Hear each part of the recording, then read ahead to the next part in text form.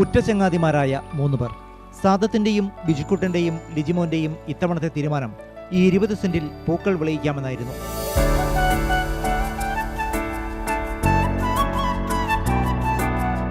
സാദത്തിന്റെയാണ് ഭൂമി. നേരത്തെ ഇവിടെ പച്ചക്കറി കൃഷി ചെയ്തിരുന്നു. ആദ്യമായി പൂക്കൃഷി ചെയ്യുമ്പോൾ ആശങ്കകൾ ഏറെയായിരുന്നു. ഏതായാലും കാലാവസ്ഥ ചതിച്ചില്ല. പൂപ്പാടമായി. പുറത്തു വിൽക്കാൻ ഉദ്ദേശിക്കുന്നില്ല. കുമ്പളങ്ങിയിലെ പൂക്കളങ്ങളെ തന്നെ ഈ പൂക്കൾ അലങ്കരിക്കട്ടെ എന്നാണ് തീരുമാനം.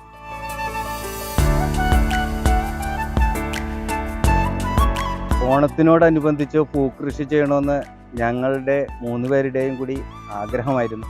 അത് നല്ലൊരു വിജയമായി തന്നെ ഞങ്ങൾക്ക് ഈ പൂക്കൃഷി ചെയ്യാൻ സാധിച്ചു. ഫസ്റ്റാണ് പൂക്കൃഷി ചെയ്യുന്നത്. ഇതൊരു ആഗ്രഹം കൊണ്ട് ചെയ്തതാണ്. പക്ഷെ നല്ല വിളവാണ് ഞങ്ങൾക്ക് കിട്ടിയിരിക്കുന്നത്. പന്തലുപണി, കേറ്ററിംഗ്, മെഷീനറികൾ വാടകയ്ക്ക് നൽകൽ, അങ്ങനെ പല ജോലികൾക്കിടെയാണ് ഇത്തവണ ഇവർ പൂക്കൃഷിക്ക് തീരുമാനിച്ചത്. 3000 വെന്തിത്തൈകളാണ് വെച്ചുപിടിപ്പിച്ചത്. കുമ്പളങ്ങിയിൽ പൂക്കൃഷി അത്ര പതിവല്ല. ഇന്നു മുതൽ പൂക്കൾ കൊടുത്തു തുടങ്ങാനാണ് തീരുമാനം. പതിവായി കൃഷി ഇറക്കിയാൽ പ്രദേശത്ത് മാലിന്യം എറിയുന്നതും ഒഴിവാക്കാമല്ലോ എന്ന് ഇവർ പറയുന്നു.